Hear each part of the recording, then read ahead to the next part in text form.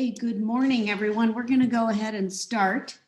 So I'm delighted to welcome you all. I wish we could see you, but we trust you're there. And I'm Jackie Davidoff, principal of Davidoff Strategy and an advisor to the Philanthropy Club. So I want to start out by setting some context for this conversation today, and then we'll talk briefly about the flow so you know what to expect, and then we will get to meet and hear from the panelists. So I want to start by suggesting that, in this topic came about because in our work and strategy, we often find that organizations, foundations, nonprofits, governmental agencies look at activity, doing their activity toward their mission without really understanding the situation that they are addressing. So there is, in some cases, activity, but a lack of relevance, with a clear understanding about what is it that we are looking at and what is it that we are facing in our communities. So in this case, as foundations and nonprofits seek to address racial equity and health equity and how they can work better together to address systems that keep these inequities in place, we're here to hear from experts who can share with us what is the present state of this situation in Chicago, and I'm sure that there is relevance for our folks who are here from out of town. So our perspective at Davidoff from working with foundations and nonprofits and other agencies is that it's important to look at a community's health services, the organizations in the communities, and each of us within the organizations from a systems point of view. So the first law of a system is that the system seeks to maintain itself as it is. So in this case, for foundations and nonprofits and private sector, government sector, we have all been working with various levels of intention to address racial equity and health equity for decades in this city. And I think that we are closer at this point with what's going on to seeing the situation accurately. And I think the point is that, we see that in many cases, crises reveal gaps in our systems, in our organizations, and in each of us as people. And so I think that it's clear that this public health crisis has really exacerbated and underlined that racism is a public health crisis and that health inequities are the result of racism. Now, I'm going to share some statistics as background. I think many of you know these, but I think it's important to bring these into the space. So, for instance, according to a Pew Charitable Trust study, Black women are 4 times as likely to die of pregnancy-related complications than white women. Black men are twice as likely to be killed by police as white men.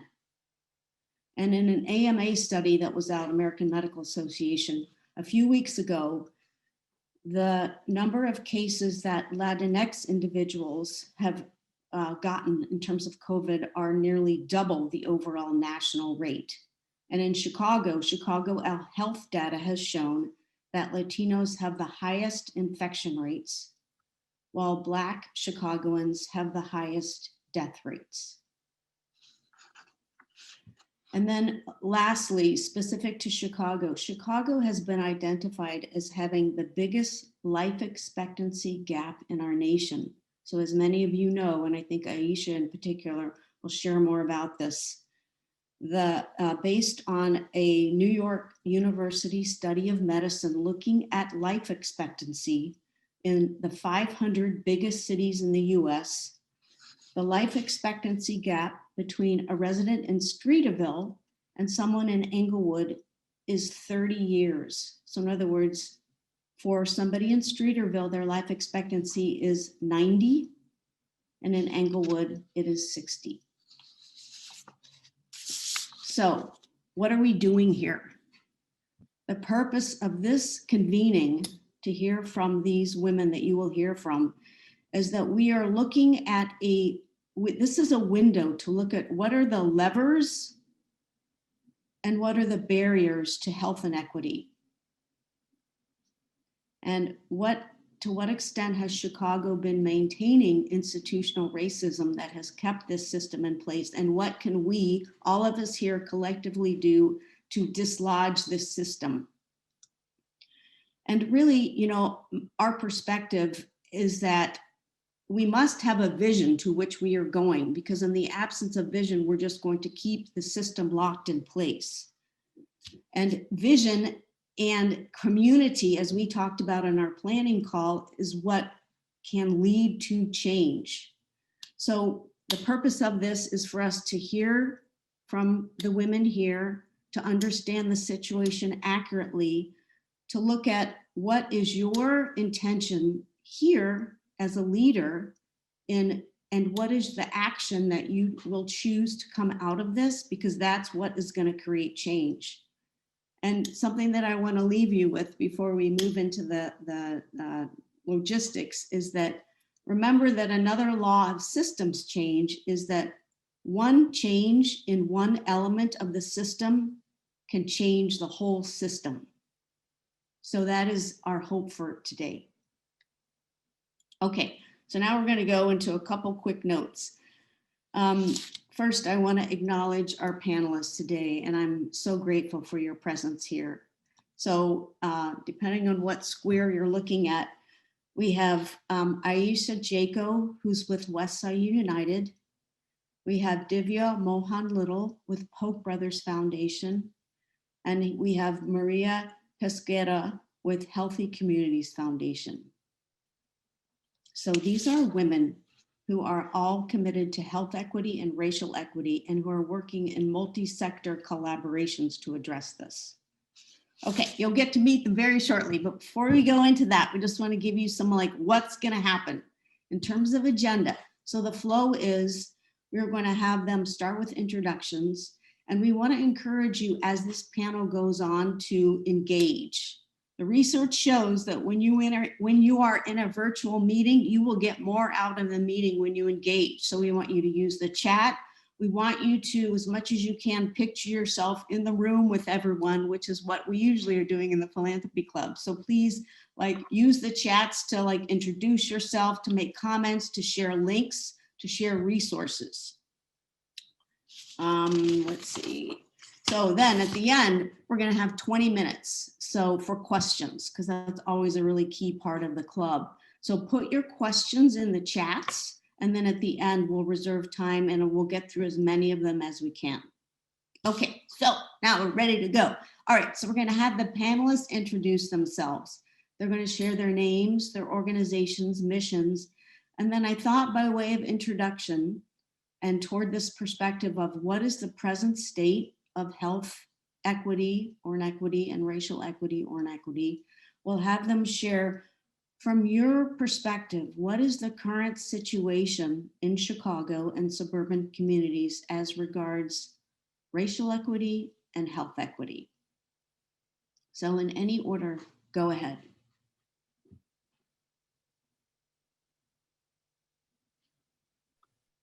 Sure. Well, good morning. Maria Pesquera with the Healthy Communities Foundation. Thank you, Jackie, and thank you for the panelists that are here today. I'm quite honored to share the space, and I really appreciate folks that have logged in to this, either one of those two. Well, you might guess by the name of the Healthy Communities Community Foundation. So as it states, we're committed to healthy communities. Our mission is to measurably improve the health and well-being of residents and communities in our region by promoting health equity and access. And we do so by practicing community-centered philanthropy. Our region, to kind of give you the setting of our communities, we have 27 zip codes that span the west side of Chicago and surrounding suburbs of Cook County. So we're in West Cook County. This is tied to our history as a health conversion foundation, since our endowment was established through the sale of McNeil Hospital in Berwyn. So given that context, more than 900,000 residents live in our region, about 70% of which live in the region are people of color. our BIPOC community, we have a BIPOC community. So keeping that in mind, and knowing that 2/3 of our community are Black and Latinx, we also have one of the largest Palestinian communities outside of Palestine. So it is a community that also includes the largest Native community in an urban setting in the Chicago area. So our community, if you would say, is affected by systemic racism, and not addressing it certainly addresses the health of our community. And so your question, what is the current situation of race and health? Well, COVID-19 has certainly affected many communities across the nation, as we've been hearing on the news, and across our city.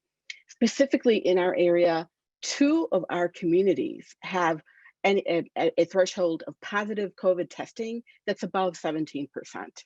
One is specific, both in city and suburban. And keep in mind that 5% is considered high. So our communities have been affected not only by COVID, also by access. South of I-55, there are less access to access. Most recently, my family dealing with COVID, just accessing a test in ourselves became quite a hurdle.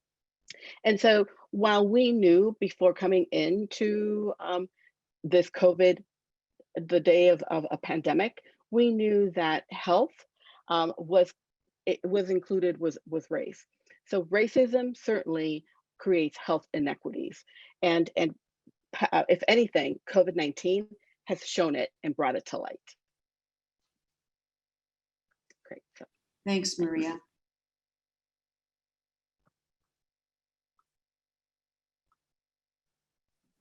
I can go next. So I'm Divya Mohan Little with the Polk Brothers Foundation.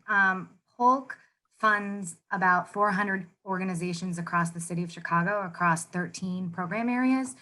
Mine are health, youth services, and family violence.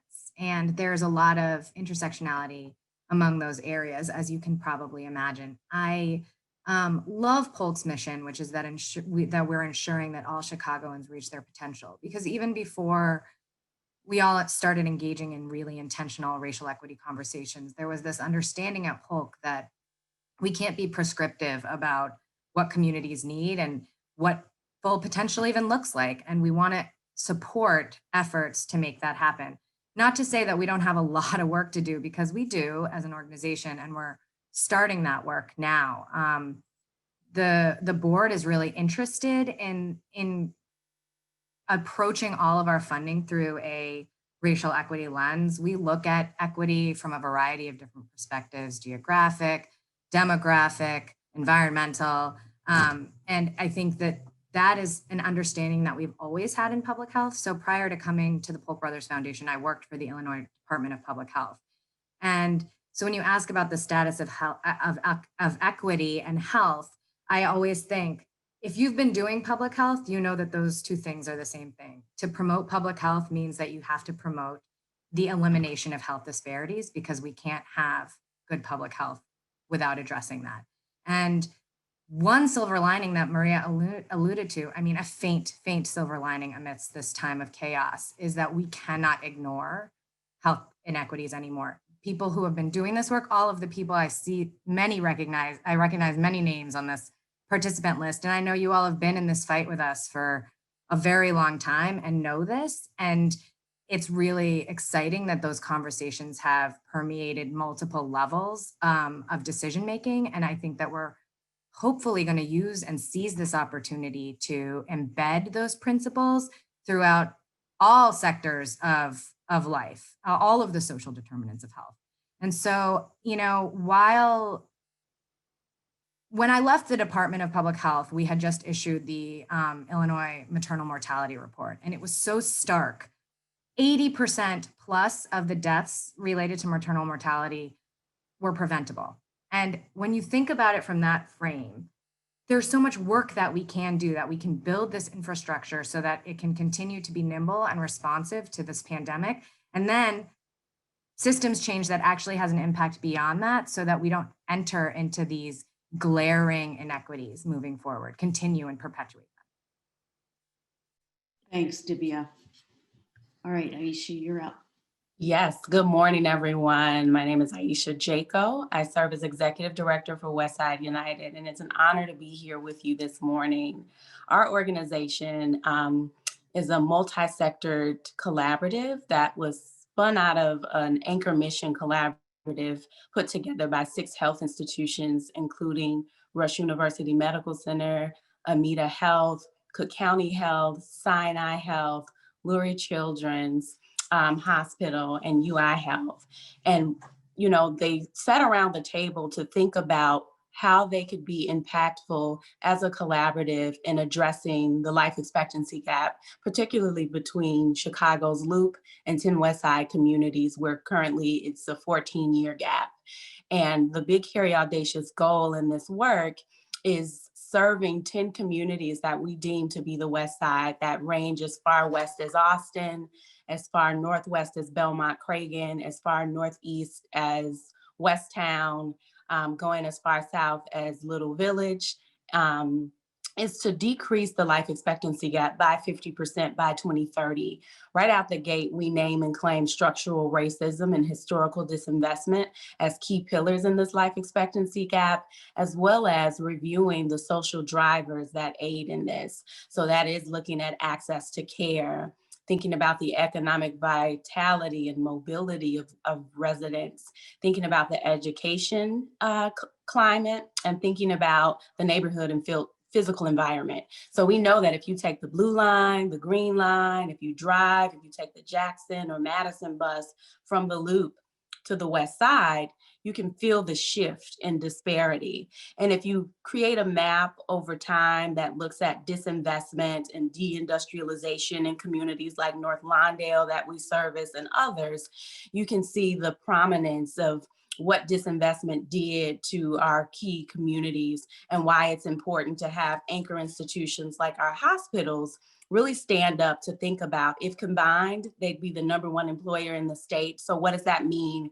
if you redirect jobs to the West Side? If our hospitals are the largest investor, what does that mean if you redirect investments for corridor redevelopment? What does that mean if we spend and buy a lot, if we redirect those resources to West Side businesses and vendors? These are questions that guide the work, but most importantly is the community lens and thinking about how we activate the experts that are on the ground, that have been in these spaces over decades, that know what their community needs, that we make sure they're at the table for decision making. And when we think about the current state, of course, what we see being exacerbated by COVID-19 is no surprise. In our work, we look at hypertension management and maternal child health disparities, specifically around healthcare or health conditions and ways to address them. And so when we think about COVID and the space and place we find ourselves in, co-convening the mayor's racial equity rapid response team, thinking about how to serve communities like our Latinx communities that have the highest infection rates, like our African-American communities that have the highest mortality rates, it's really rooted in how do we make sure, in the onset of COVID anyway, data is accessible to these communities. How do we think through rapid testing and resourcing by coordinating services across the South and West Sides? And most importantly, how do we arm our first responders, our community organizations that were initially in Auburn Gresham, Austin, South Shore, as well as in Pilsen, Little Village, Belmont Cragen, with the materials to stand up large-scale PPE distribution, emergency food, and other critical supports as first responders that are on the ground. So we've been in the space of thinking through COVID recovery and response, layered on what we already saw as social drivers rooted in inequities related to structural racism and historical disinvestment in our work. Great, thank you, Aisha. So let's talk now, or let's hear from you now about where do you see that foundations and nonprofits are partnering well together, and where are there gaps? Anyone? Sure. So being new to philanthropy, I guess I could still say that 3 years in, but certainly thrown into this work. One of the things that I have seen that is promising is the spirit of collaboration, and truly wanting to work together to address and I saw it pre the pandemic, but I saw it full force addressing the pandemic. And as we think about the social determinants of health and the integration that's needed to address the systemic inequities, I'm now seeing folks in philanthropy that are workforce that have funded workforce traditionally, now looking at it from a public health lens. The same would go from housing, and et cetera. So I'm seeing that spirit of collaboration. I've also really quickly seen how funding and dollars are able to get back into the communities quick, as opposed to creating all the documentation and the hurdles that traditionally philanthropy has posed upon their grantee partners. And it has been seen because, of course, we need to get the dollars out during the pandemic. So how do we? So my question is, how do we continue that same spirit of trust philanthropy, and if anything, extended post this pandemic? Because there is light at the end of this tunnel coming to the pandemic. Thank you. Thanks, Maria. Anybody else have a perspective? Yeah, go ahead, Divya. I think the collective impact piece is big, and it doesn't just necessarily mean pooling funds. So a group of health funders saw the glaring gaps in the public health infrastructure, starting in March. And a group of us pooled together to create what we call the Health First Collaborative. It was the Health First Fund prior to this, because philanthropy has had a reputation of moving slowly, not as slowly as the public sector, but still change is slower. And we felt like we needed to be more nimble and more responsive, and also innovative, allow for innovation. There are a lot of grant applications that request that organizations be creative and innovative, but they don't have space to fail, which is a huge part of innovation. And I think that the Health First Collaborative thought, what if we give people significant grants over extended periods of time to be able to incubate in this space? And so our first pilot as a group of funders, we've raised nearly $4 million. We have more than 10 funders within this pool.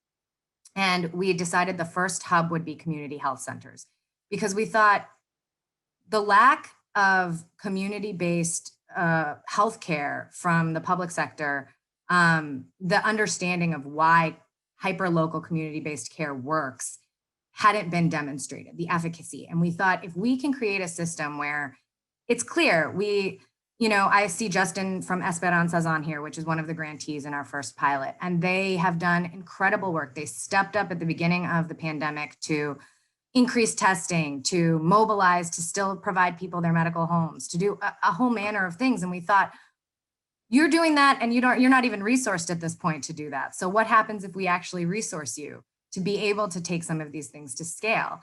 And maybe at the end of this pilot, we have this beautiful model of delivery that we can present to the public sector and say, hey, look, this works, and this should be, scaled and spread across and replicated across the city. And so I think that the funding community wants to leverage the position we have collectively to really embed systems change in the public sector. And so I really like that. I also think Polk specifically stepped up in this moment, released more money out of its fund, because we knew that if ever there was the rainy day we were waiting for, it was now.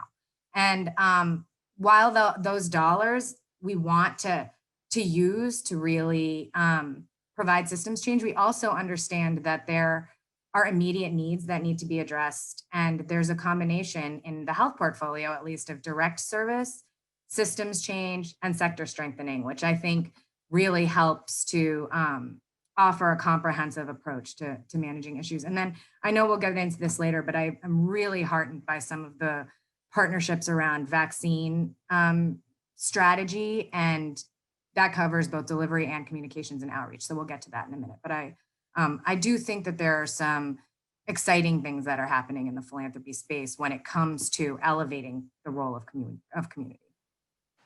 And for Westside United, we've been just serving as an honest broker between funders and our communities, being at the table for the Racial Equity Rapid Response team.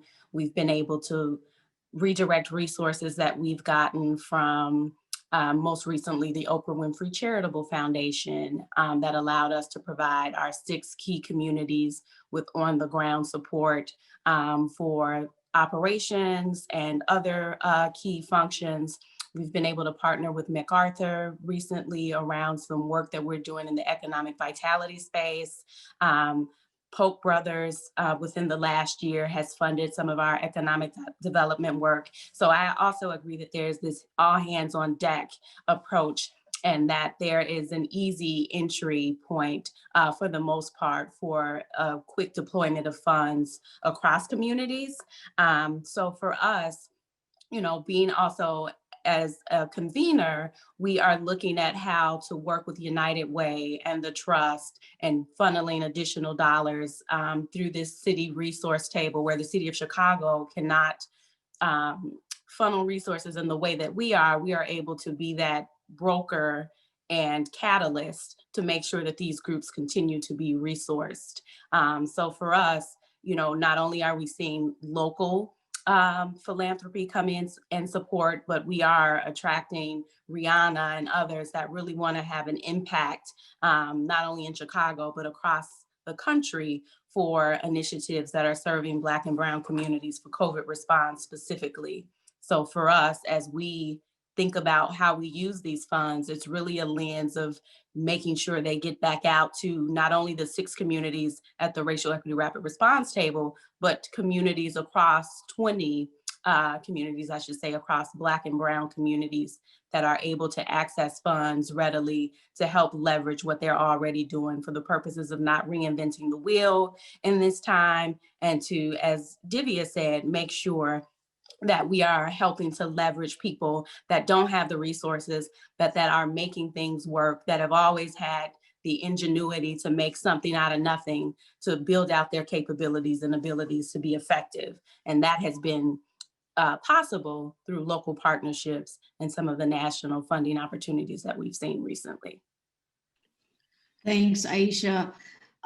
So I want to ask now, we talk a lot with our clients about what are the paradigm shifts that need to happen in order to create more effective outcomes. And I think if any situation is calling for paradigm shifts, we're in it right now. So what would you say about that? Where are we now, and what is the paradigm shift that needs to happen? Well, I talked a little bit about trust philanthropy and the importance of it. And for us at the Healthy Communities Foundation, it is important for us to hear and have the perspective of community, whether it is as we're putting in place an evaluation framework from an equity lens, when it comes to community initiatives.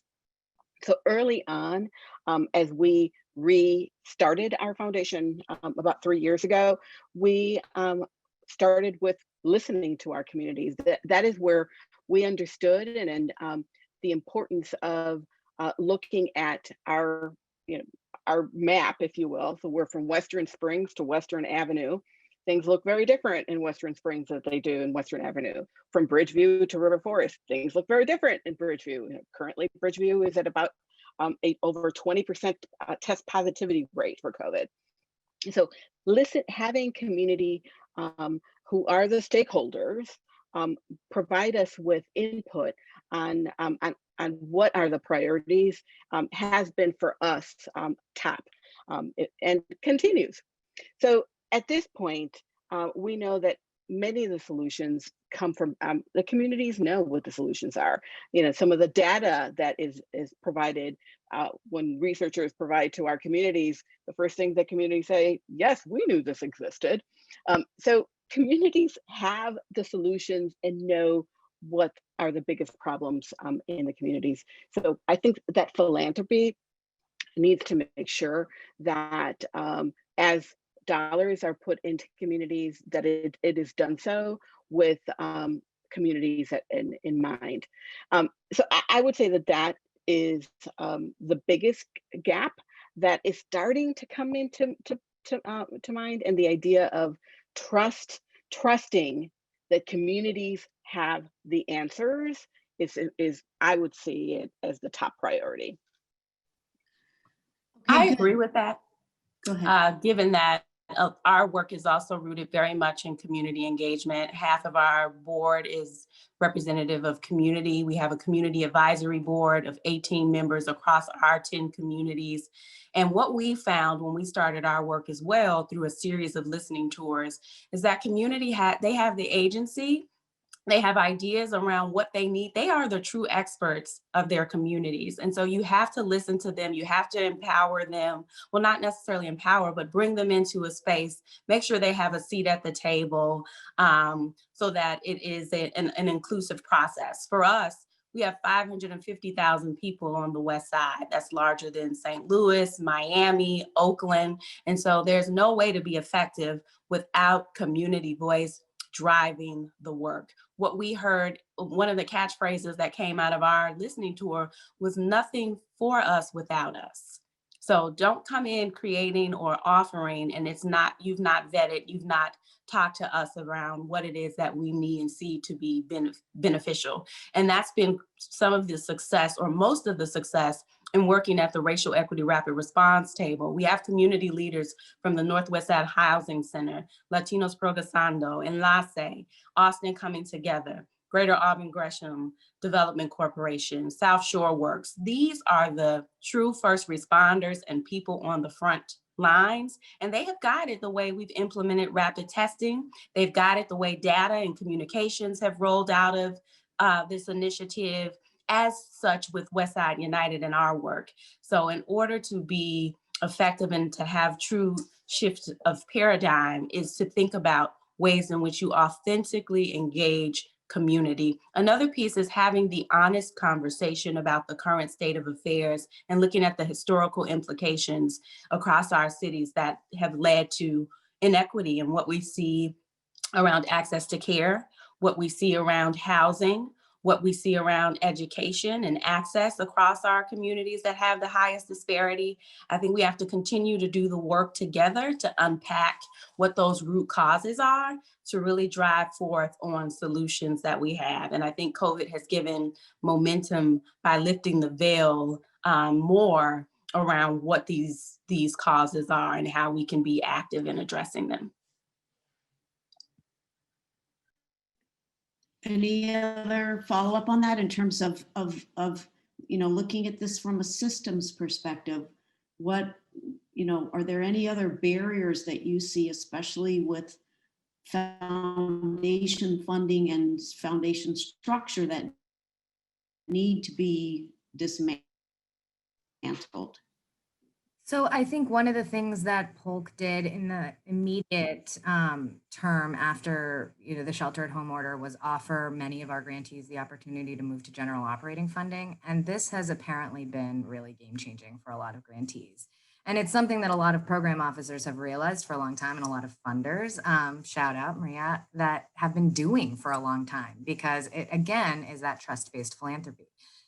We're not expecting that you're going to go take giant bonuses like in the banking industry here when we give you a general operating grant. It means that you have the flexibility to move money as you need to, especially in these unpredictable times. So I think that's one very easy way that funders can help support agencies. There's also this idea, and we've been thinking about it a lot lately, around when you offer money, the people that are good at getting money get it first.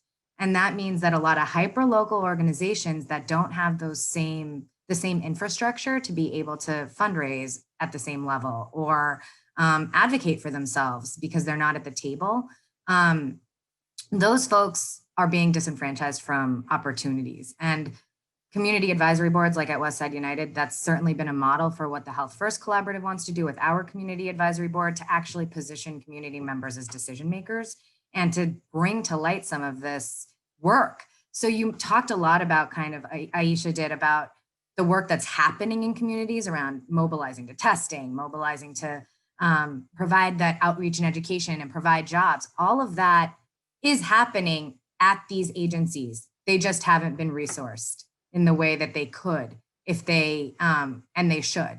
And I think program guidelines might have budget requirements. They might have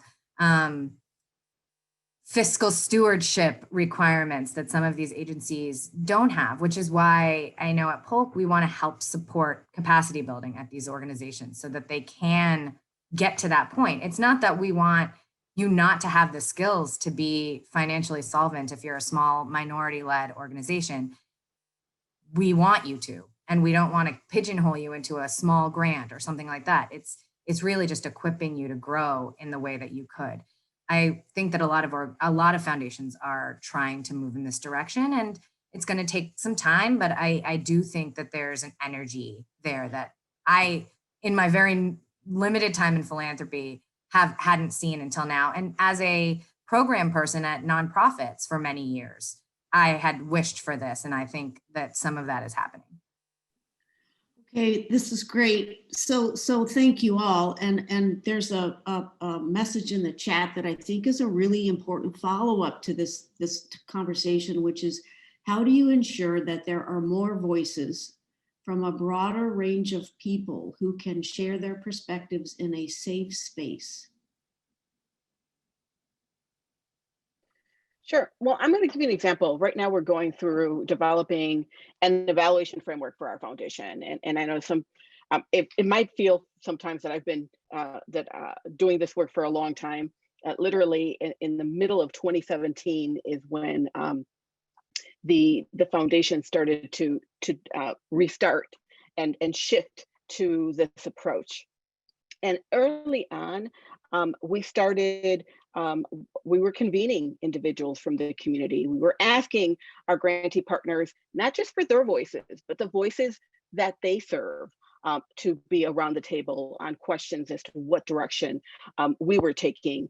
And certainly general operating, this is why we have been providing general operating for about 3 years. It feels like such a long time, but this is our third year in focusing and addressing that from that perspective. But as I started mentioning, we're going through developing an evaluation framework. And when grantee partners, when we think of evaluation, people start to think, oh my God, evaluation. And having, convening our partners as we are developing our theory of change and listening to them and hearing back the comments has, if anything, created a sense of, oh, okay, this is where you're headed. And you've got my input as you're headed in that direction. Creates a sense of trust on both sides. So I think that while philanthropy should feel the sense of trusting our grantee partners, it's also about developing the relationships that are authentic, where our grantee partners can and feel comfortable sharing, this is a struggle at this moment in time. Early on in this pandemic, when we had conversations with our grantee partners and asking, what do you need, what's going on? They didn't have to come to ask, can we shift our dollars to do X, Y, and Z? They thanked us and said, the fact that it's general operating, we're able to address things from this perspective. But I would say that that relationship is so important, and they're also the bridge to community in bringing others to the table. Aisha, I want to thank you, Maria. When you speak to respond to this, can you also include, you are doing this successfully at Westside United, so I'm curious to hear, and I think others would be too, what would you say that some of your partners have learned from this experience that would be something that would be applicable for everyone in the audience? Like, wow, we didn't realize that, whatever. Sure. So I'll echo Maria that the first step is building trust. So before you get people in the room, sometimes you have to go where they are. So in this space, that's a little different because we're virtual, but where are the people that you want to get into the room? Where do they convene? Is that a monthly meeting? Is that a bi-weekly meeting? You have to go and show interest if there's a space where you're welcomed and that is able to be allowed. Also, you have to identify the champion and the bridge builder in that space. So who is the person or who's the organization that can broker that entry for you to be able to begin to build that trust? You have to listen when you do get into that place, first and foremost, to level set and understand, and then there'll be space made for you to offer up based on what you know to be true from community. So an example would be for us, when we think about our strategies, we connect to communities that have the quality of life plan that is active. In some cases, all of our communities don't, but for those that do, like in Austin, Coming Together. And there are pillars that are rooted in workforce development, education, public safety. And we have pillars that are rooted in workforce development, corridor redevelopment. Those are some natural entry points where, one, we connect with that convening organization, which is Austin Coming Together, and find ways to connect with those stakeholders who carry water out to the broader community.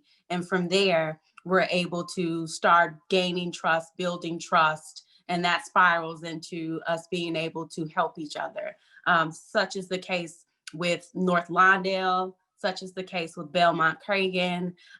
So it's really around identifying where your communities that you want to focus on, where do they convene, what matters to them, understanding that, getting an introduction into that space, listening, and then working toward what a common and shared goal would be. So for us, from those initial listening tours, we had a planning committee that came out of that to help build out the infrastructure and DNA of Westside United. As Divya said, we also don't want to be this prescriptive model coming in dictating to community what they need when they're experts on the ground. So the way to do that was to identify the champions that were residents, community leaders, et cetera, that help inform strategy. And once that dissolved, we knew that we needed a permanent structure to be embedded in our work. And we created a community advisory council. And those are 18 people who are bridge builders between Westside United and our 10 communities across our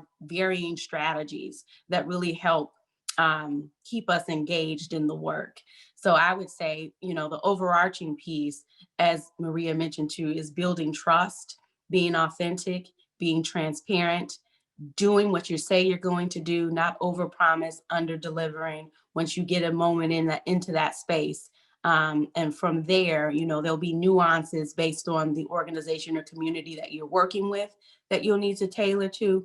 But those have been some of our successes in engaging with community in a timely and effective and sustainable way. That's great. I think that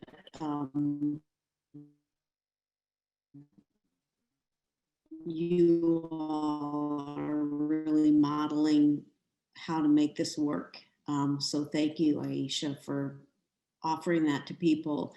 I'm wondering so far, okay, we're like the panelists, what would you say are things that have not been spoken about that you want to be sure that people who are watching this are thinking about, considering what's not being spoken about that should be right now? I'm concerned for organizations that are struggling and don't have the resources to make it through this pandemic. I'm concerned especially from the perspective of the hyper-local lens.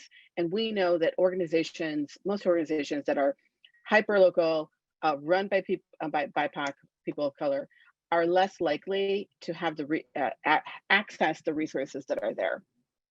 And one of the things that I have come to know is, and I think that, early on, Divya mentioned this, that there are some people who have organizations that have the resources and have the staff that will make the calls. And then there are organizations that don't.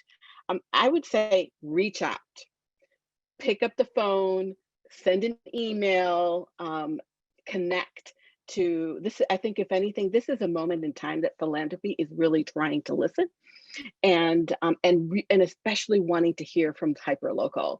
So I would say this is the moment to reach out, send that email. Thank you, Maria. Love it.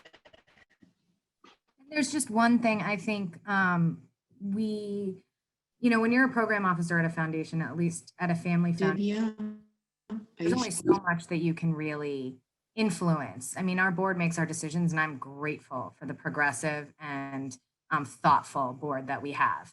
One of the things that they're actually talking about is operationalizing equity and looking at our financial and investment and vendors, just even on the back end. Are we being authentic in how our money is made when we give it out? I mean, I think that those conversations are really important. I think it would be one thing that hasn't been mentioned is a lot of the work around violence and police and where philanthropy can play a role there. A lot of the time, where the conversations where we are, we have to, balance relationships across sectors that don't trust each other. And I think that that's another role philanthropy can play. I'm not representing Polk's view around defunding police or any of that kind of work. I think all of that work is really valuable. And I think all of that work is relevant. It's all happening now. And how we choose to engage with some of that work, even if it might be a little controversial and a little bit of a push,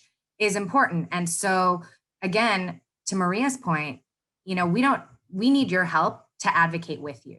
And so help us with the language that we need, help us understand the intersectionality and some of the movements on the ground and some of the decision-making that's happening that feels that it's counter to some of those movements. And I think this space to learn is really important.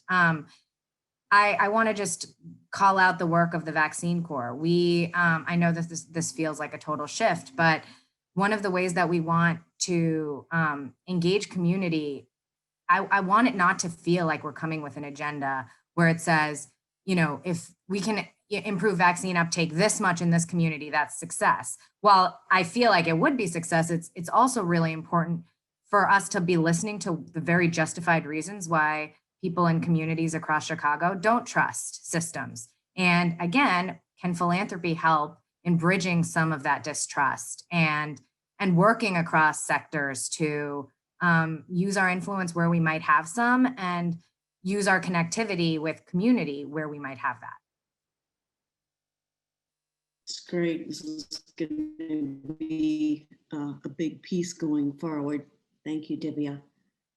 Aisha, any like this needs to be said. This is not being said.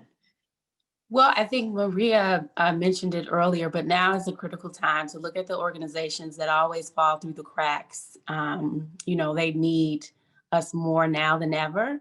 An example would be, one of the things that we think about as a convener is how do we support our communities and certain sectors of community that are often overlooked. So an example would be some of the contact tracing funding that does not allow for supports for undocumented families or community members. So one of our immediate responses as Westside United was to find ways to offset that with funding that we got that would allow for supports that would be directed to Latinx communities. So look for those that have traditionally fall through the cracks. They need us more than ever. Innovation and timeliness is a way to help combat that.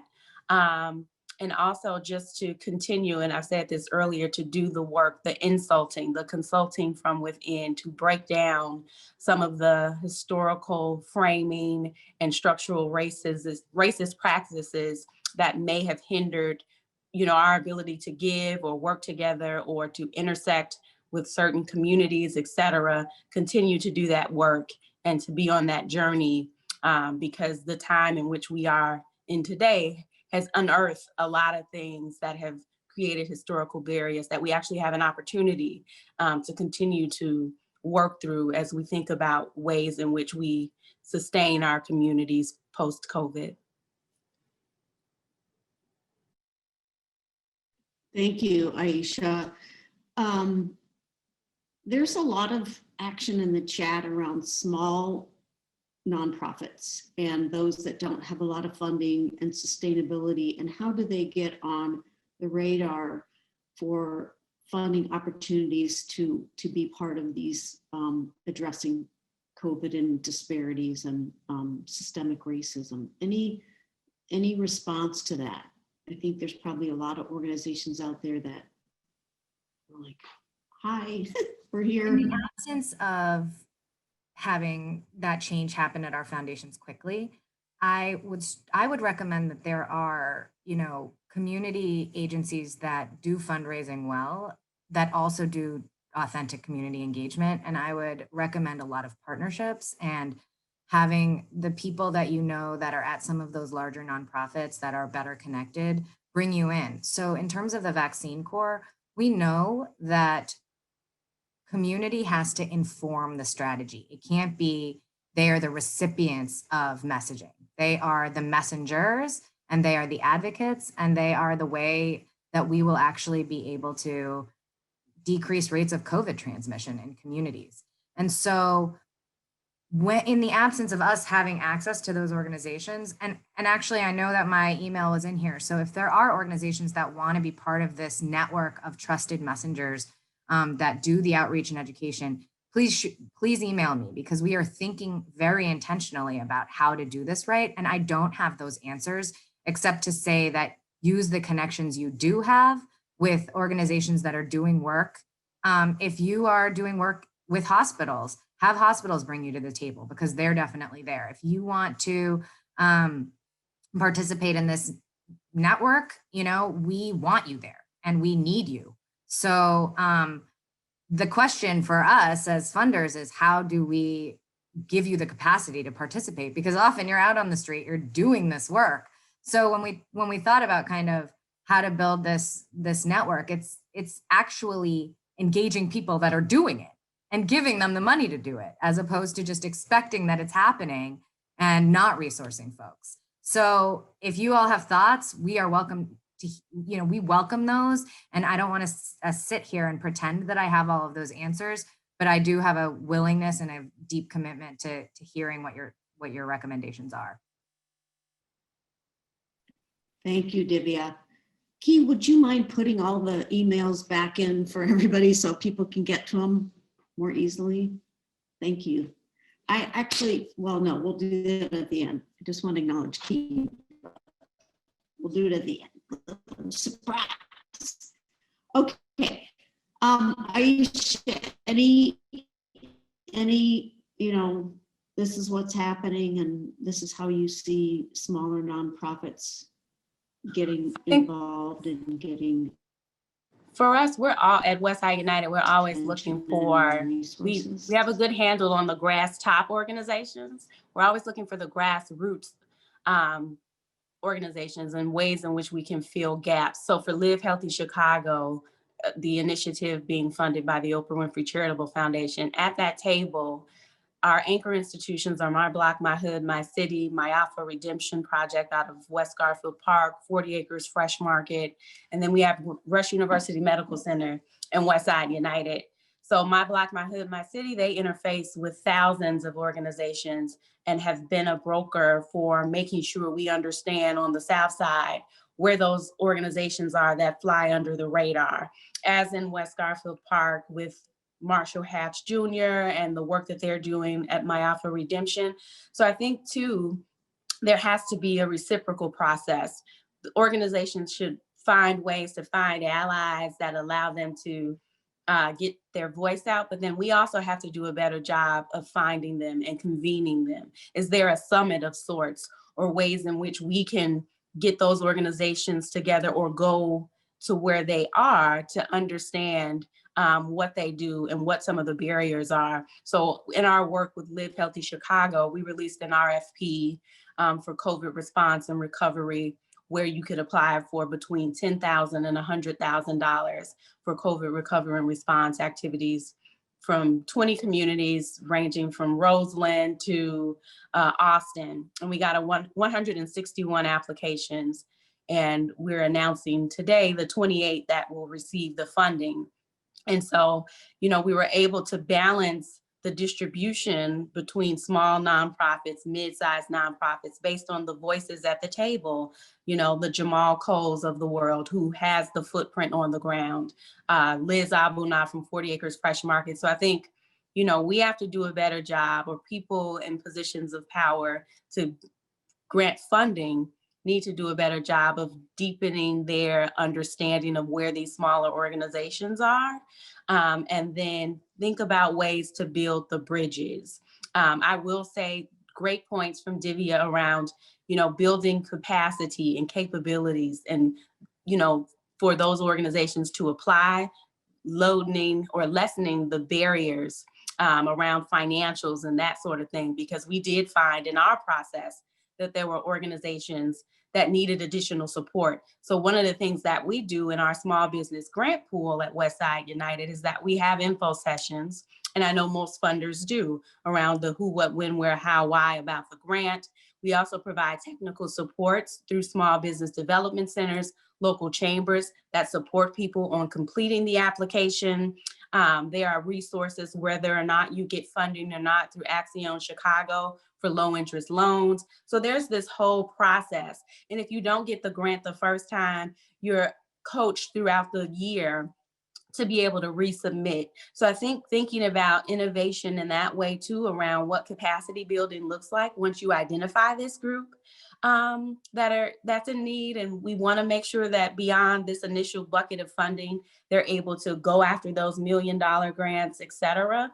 It's around being intentional around finding them, helping to build capabilities, and making sure they have access. So those are some of the things that we think about when we're funding smaller nonprofits, or in the case of our small business grant pool, for-profit businesses that are based on the West Side. Great, thank you, Aisha. I want to move to a vision question, because I think that, you know, everyone, I'm sure, feels different degrees of fear, pain, concern.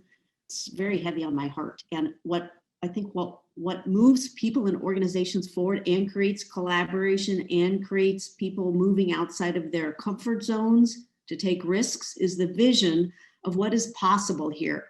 Say we're on the other side of this. What does that look like in our city and suburban communities? What would you say is the vision of what is possible? What could we create together? Oh, wow, Jackie, that's such a great question. And I am an optimist. I always prefer to see things, the glass half full as opposed to half empty. And so I love looking at it from this perspective. I truly believe that philanthropy, as well as the nonprofits and the nonprofit sector as a whole, has come at a moment in time to address this pandemic in a way that I hope will catapult addressing systemic racism and the root causes of unhealthy communities, moving us to have healthier communities. So I truly believe that it is clear, we know we have to get to the root causes that is stemmed, especially in the Chicagoland area, from systemic racism. Whether we look at it, we're looking at economics, whether we're looking at housing, whether we're looking at health, education, it all comes back to that.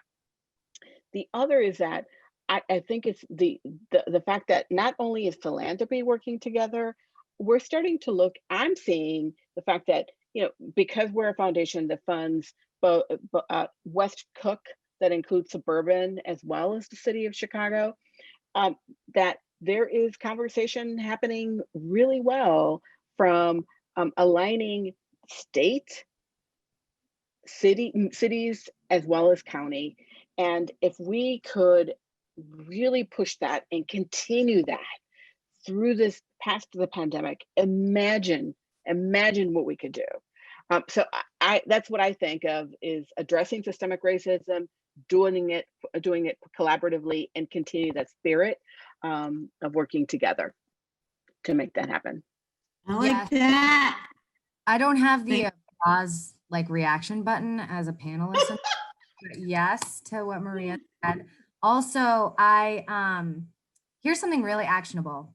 President-elect Biden wants a 100,000 member public health workforce that helps with not just outreach and education around the vaccine, but that continues afterwards as a true system of community health workers and more. And I think Chicago is already doing that. So many of you are already doing this work. And what if we had this beautiful public-private partnership where we incubate what it looks like to build this workforce? So you ask about kind of what's the plan after, the pandemic, because I hope there is an after the pandemic. And I would love to see so much more training and workforce development as a result of the work that we need to have happen. There are so many people suffering. You talk about weighing on your heart, and we can get to mental health, at some point when the time is appropriate, because that's another issue area that's really, really close to my heart. But if we talk about training a workforce of people that care about healthcare, that are in communities, that teach people how to be health advocates for themselves, that aren't disenfranchised from the system. If one day we have universal healthcare access, those are the dreams, right? And I think that starting with an engaged and informed resident community will be just so foundational to that. Great, thank you. Thanks, Divya.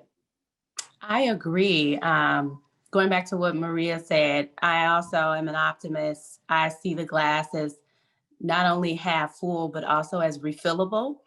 And I do think that we are in a place where we have this amazing momentum with everything that is surfaced around racial inequities, health inequities, to really band together and make this work. I think about the work at the Racial Equity Rapid Response Table at the city as a microcosm, where you have philanthropy, government, healthcare, community leaders, all working together to address COVID, or to mitigate COVID-19 across Black and Brown communities. And so if we're able to, just magnify that through Healthy Chicago 2025 and its focus on the life expectancy gap across Chicago, think about ways in which, as Divya mentioned with the Chicago Contact Tracing Corps, this is training a lot of community residents to be contact tracers, to be community health workers in essence. And at Westside United, if we have an initiative where we're looking to hire X amount of people, every year, when this contact tracing contract is over, what if we are able to place those people in positions that continue their foray into a healthcare career? We also have career pathways. So once you get in the door, you're able to go for tuition free to be a medical assistant or a certified nursing assistant. So there are a lot of ways in which we can leverage and really build off and sustain the momentum that we see to build the economic mobility, to build also communities and their ability to be command centers and first responders, so that if there's another onset, we have plans in place in which people can actively deploy resources and have plans in which we work together. So a lot of ways in which we can magnify the moment that we find ourselves in across different sectors. These are great visions. So you know what? Let's use the chat. Like if you have a statement of like, this is what I would like to see, let's put it in here. This is all going to be sent out afterwards to everyone who's been participating. So I really want, I just think the more that we can be clear about where we're going, the more likely it is that we'll get there and we'll align together toward that. So what would you say? This is for the panelists. What would you say concern in terms of what functioning to address? Can you hear me okay?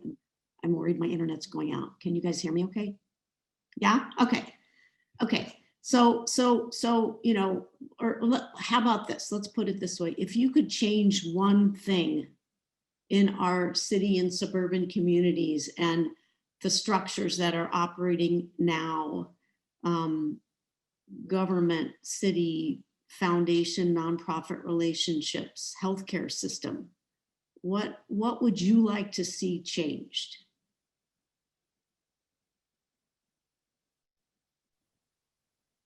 The composition of boards. I would like to see whether you live or die not be dependent on your income and your zip code.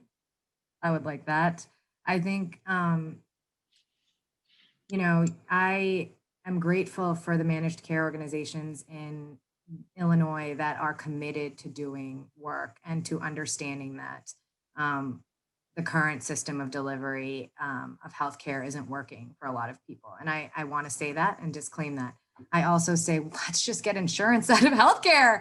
I mean, if you want to talk about ways that we can improve health, it is to make sure that everyone has access to it. And so, you know, I appreciate the Affordable Care Act and what it's done for this country. The continued attacks on it have obviously had an effect on the quality of healthcare and coverage that you can get through the marketplace. We have to fix that. We need a public option. We need, so much of the kind of high level systems change is reliant on the continued activism that we are seeing and this beautiful uprising of protests that's happening during a time of pandemic, because we've had enough and it's time to, you know, move forward as a society into one that really values people. And however philanthropists can work with nonprofits to move that agenda forward, you know, I welcome those conversations. Thank you, Divya. As a 0.5 immigrant, meaning that I was brought to this country when I was, 6 years old, and brought to the western suburbs. So I grew up in southwest suburbs. There are these perceptions that that suburban Chicago is wealthy, and during this, and especially during these times, I think it's really important for us to take these perceptions out. There is a povertization of suburban Chicago, just as it is across the country. And much of it has been because people have been uplifted and uprooted, and have had to leave their communities in the city of Chicago or what have you, because they could not afford it. Now, keep in mind that there are people on the bridge right now on the brinks of not being able to pay their rent or pay their mortgage, whether you're in the city of Chicago or suburban Chicago, because of the economic hardships of this pandemic. So if I were to change anything, if I had this magic wand, it would be to, one, remember that to take perceptions out of suburban Chicago and the city, but also that there would be no one fearing that they would have to be displaced for their housing. I'm really worried about what could be happening within the next few months when the eviction moratorium is taken out. I'm really concerned. Thanks, Maria. And for me, I'm starting to see this coalescing around, when I think about our mission in 2030, by then we want to decrease the life expectancy gap by 50%. And then if you look at the city of Chicago, the Department of Public Health, Healthy Chicago 2025, if you look at WK Kellogg and their racial equity commitment, it also says 2030 as the timing in which they are hoping to have some progress toward racial equity. And so I think the continued coalescing around all of us coming together to think about what we could do by 2030 is something I'd like to see. I'd like to see the standardization of care across our health systems, FQHCs. So no matter where you go as a Black woman getting maternal child health care, prenatal, postnatal, that you get the same standard of care, such is the case with any condition that you go in to be monitored for. But we know that there are great deficits there, and East Garfield Park has the highest infant mortality on the west side. So just thinking about how we standardize care. Also thinking about how we bring along others, as Divya mentioned, the work that Polk is doing around looking at procurement and vendors. That's also something that Westside United has taken a stake in across our health systems, thinking through how we support and restart the economic engine of the West Side by being more intentional with our spending capabilities. That through Invest Southwest and other initiatives, there's a shared collective vision for corridor redevelopment, not only in those identified communities, but that span beyond that to encompass places like West Garfield Park. When you think about that, that also leverages existing work like United Way and Neighborhood Network. So just having all of that coalesce for this greater vision of equity by 2030, employing what we are already doing, but in a more unified way, for me would be phenomenal. Thanks, Aisha. So we're at audience question time. Before I want to do that, I want to ask a question around, we talked a little bit about this in the planning call. What would you say to a, say, largely white-led organization that knows that it has work to do and doesn't know where to start?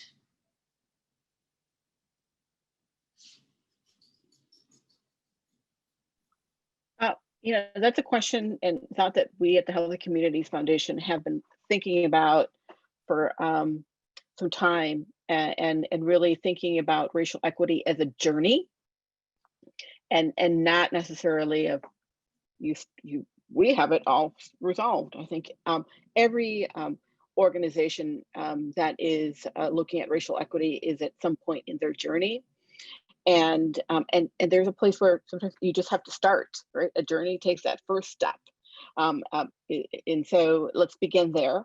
And as any journey, you want to make sure that you plan to bring those along and that need to be on that journey. And for us, it certainly was to not have a board that worked with us on a racial equity statement early on that's on our website, that they truly believe in, that has staff that are also thinking about this on an ongoing basis, and looking at if we do not look at it from that perspective, how are we fulfilling our mission? That's how we're doing it at the Healthy Communities Foundation, and that's what we hope that in a journey, organizations that are beginning that step see that is that it is, if you do not address it, how does it impact your mission? Good. I think but take that step. What is the cost of inaction or paralysis? Yeah. Are there others? I think there's a workforce issue. Divya, I mean, I think a lot about, and this isn't to say that these conversations aren't happening among domestic violence providers, but the people, at least in legal services that support a lot of work in this city, has had a root in kind of white women who've had the financial resources to do good works and not necessarily be compensated at a wage that is appropriate. I mean, if you were a social worker, would you want to go work for an NGO and make, $35,000 a year with your mounting debt from school? Or would you want to go work at a hospital or in a private practice where you can do a lot more? And I think, the salary differentials at nonprofits, that is a huge issue. It is not comparable to other sectors. And I think we have to incentivize people to work in this space. And we also have to provide opportunities for education. So in these areas that require credentialing, people that have been disenfranchised in communities from education systems are actually provided the opportunity to get the education required to be a part of these workforces. So I think that there are a lot of well-meaning nonprofits that want to hire from community, but have a lot of barriers that are related to systemic racism, like everything is, like all of the social determinants of health are. And So how organizations can increase salaries and benefits, that is a question that philanthropy should also be open to hearing. Does that mean indirect costs go up? Does that mean, we're supporting some of that capacity building and those difficult conversations, from the start? Good. Thanks, Divya. Aisha, do you want to? I would say, one of the ways in which Westside United landed on our economic vitality work and the anchor mission strategies was hospitals having to have honest conversations around how they have aided in this not only life expectancy gap, but wealth inequity as well. And so some of that showed that if you have entry level positions or people in entry level positions that are non-clinical for 30 years and they retire in that same position and then go back to a West Side community, you've aided in disparity for them as it relates to home ownership and other pieces in that. And so having that honest conversation and look across our health systems led to the creation of a career pathway that allows options for people to plug in. So economics are at the center of it. And the way to uproot that is to go back into Chicago's history, to think about how that has been put into play over decades and what it takes to uproot that. And so our work really began from that honest assessment of where hospitals stood in creating or exacerbating those historical environments and to think about how to uproot it. I think another piece, as Maria mentioned with her board, we do have this journey as well where we're unpacking, we're leveling off with communities who are experts in their own right. And we have been engaging with the truth and racial healing circles that have been facilitated by the Woods Fund, Jose Rico and his team. And that's something that we're committed to unpacking together over time on this journey so that we're armed, or our leadership is armed with just some level setting and historical framing in their toolkits as we think about how to strategize to eradicate, what's been underway for decades. So I would offer up, just that honest assessment and then thinking through tools like what's offered through the Woods Fund to, as Maria said, bring people along with you on this journey for reconciliation and healing. Great. So we'll put that in the chat too. Truth, racial healing, and I think it's transformation. Those are really effective conversation, a place to start. So I want to shift a little bit. There's some questions on mental health, and Divya, you mentioned this earlier. How are you experiencing the overlaps of mental health with other health equity issues, particularly during COVID-19? And then, is there any work planned related to youth and social emotional learning? And just to kind of plant a seed in case you want to speak to this as well, there's also been some specific interest in focusing on discussions around violence, community violence. How much does that play into what's going on or need to be part of these conversations? So giving you a whole banquet of things you can focus on. I could talk about student mental health for too long, but I will tell you that it keeps me up at night to think about the level of trauma experienced in communities and the lack of infrastructure in the mental health space to respond to that. I mean, I alluded to it by talking about the workforce issues prior. I think about learning loss and what remote learning means when students aren't in schools and aren't getting the meals that they normally get at schools. They aren't getting the wraparound supports that they may have gotten at schools. And I think that the nonprofit community has responded admirably in trying to maintain some level of service delivery through telehealth and other services. I think if we know that the average Chicago public school student has experiences 3 ACEs, 3 adverse childhood events by the time they're 7 years old, what does the impact of the pandemic have on those numbers? You're home, you're isolated. We've seen a 33% increase in calls to the domestic violence hotline in this year. And most of it is, how do I do safety planning? I'm stuck here, I have to be here. So what are strategies I can use to keep me and my children safe? I don't know what the impact will be. I know it will be significant, exponential in terms of need. There is work being done. Very excited for the first time to see the education and health community really coming together in this space to understand that the social emotional learning language that the education community has been using for so long is the same as resiliency and protective factors and risk factors that we've been talking about in the mental and behavioral health space for so long. So that integration is happening in a way that I think is really important. I also think the stigma around the access to accessing mental health services has decreased a lot in a lot of the communities that foundations really want to be serving. And so that is another aspect of care. I live in Bronzeville and I just got to vote for an expanded mental health agency that would be funded out of tax dollars and is community led. And I'm so excited. Polk supports the Center for Expanded Mental Health Centers, which I think is such a great community-led model and is actually replicable across the city. So in terms of the understanding that's there, we have somebody at the mayor's office that's tasked with doing this in a really intentional way. Stay tuned from Polk and from other funders about the student mental health space and the coordination of student mental health services. Adult mental health population, there's a lot of work happening there too at the systems level, but some of that is still being formed and we're waiting for those really stark numbers that I'm sure a lot of you are seeing in terms of need. So if you have thoughts or suggestions for where philanthropy can be looking here, please, again, shoot me an email. Excellent. Thanks, Divya. For Westside United. Sorry, go ahead. Okay.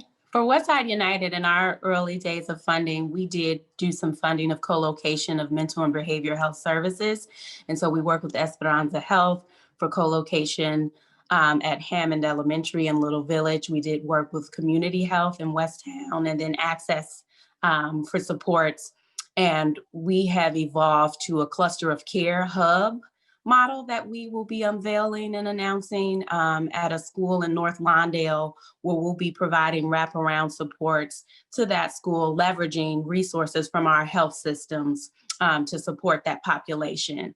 And so we've recently partnered with A Better Chicago and Black Hawk Charities around our planning for that and Kids First. So we are thinking about ways in which we have support stood up for the West Side and more to come around how we are thinking about unpacking that and engaging additional supports. So we do see that as something that's impactful and important. And, the hub was set to launch earlier this year, but given COVID-19, we had to think about ways in which we approach the planning and ways in which we'll be thinking about implementing should we still be in the current state, 6 to 8 months from now. So that is something that is on our radar. And then you also mentioned another point, and it just escaped me. So as we continue to talk, it'll probably. Okay, sounds good. Thanks, Aisha. All right. Maria, do you want to tag or? Great. I just want to make sure I address the point. So at least from a mental health perspective, mental health services, and especially in suburban West Cook, the Health and Communities Foundation has been a part of a number of roundtables looking at what are the needs of community and how to best address the mental health needs in the region from a community lens. Some of those roundtables are taking place up in Maywood, as well as in the Lyons area, where there is quite a number of gaps. And going back to sort of Divya's point about the isolation that many of our families are facing across our country and certainly locally due to the pandemic, and what it means for the continued services, especially for children. We have a school that is a feeder in a junior high school that we started doing some roundtable conversations with providers as well as parents. and due to suicide rates of middle school children. So what is that causing when the support services aren't there at this moment in time? And yes, there's telehealth, but there's, it is beyond the other supportive services and education, what the school systems and that were in place for these families. So I can't help but think about that from the mental health, but at least the roundtables virtually are continuing. And I also, I couldn't hear your other question, and Jackie, what was the other point? Because you were going in and out with my internet. About social determinants of health and violence, and how do these come into play, and what kinds of solutions should organizations be thinking about, nonprofits or found? Okay, great. Well, so I come from my previous life working in the domestic violence and rape victim services world prior to coming to the Healthy Communities Foundation. And the social determinants of health for a woman living with domestic violence makes so much sense, right? It's without using the word social determinants of health, right? A survivor needs all the aspects of the social determinants of health to survive, right? To make it. So as we think about whether it's housing, work, a safe place to live, and all the other aspects, food, related to the social determinants of health, it is, as individuals, right? We are, those pieces are all important in this work, or as individuals, and I shouldn't say in this work, as individuals. We all need the social determinants of health to thrive. And so to not look at things systemically or from an integrated perspective means that there's one of those determinants are missed. And if anything, I would say that the pandemic has caused is for us to look at how a health pandemic can impact housing, economics, education, internet access, I mean, all of that. And to not look at things holistically would mean that we're missing something. So I truly believe that if we take this concept of this moment in time to think about things from an integrated perspective, then I truly believe that we will move to healthier, stronger communities. So I know that we're still in the midst of all this. We're still looking at a vaccine and getting a vaccine corp, but we're trying to do it from an integrated perspective. So let's continue that. Okay, this is great. So I know we're just about at time, and I think it's really important for people to leave here with a clear next step, so that this becomes more than a conversation that's been, helpful and educative and all this, but like, what would you say that you would like people to leave here and go off and resolve to do? That's super open-ended, but I think it's really important. It's happening live in the chat, apparently. Okay, great. I like that. So I really think the spirit of collaboration, the lens of racial equity in all of the work that we do is really important. I think stay tuned through channels of communication that maybe you don't currently access. I've been looking a lot in Crane's business, because I think that there's a lot that the corporate world can be doing in this space. And I would encourage you all to reach out if anything that we said today resonates with you, and where you think that you might be able to participate. And I'll hand it over to Aisha. I echo that. I agree that it's happening in the chat already. Please reach out to Westside United as we continue to evolve in our health equity and racial equity work. We would love to just find the connective tissue and offer up any best practices, and as well as bring you along our journey as we look to learn more about what's happening with you. So I think we have clear marching steps just around meaningful Echo and Divya collaboration, continuing to find and fill the gaps with intentionality. Yeah, no, we're at time, so I'll kick it over to Maria. And I'd say be good to yourselves in this work. We're in the midst of a pandemic. Health and it's at the center of it all. And if we don't care for ourselves, we can't care for our families and our communities. So I would say, be good to yourself.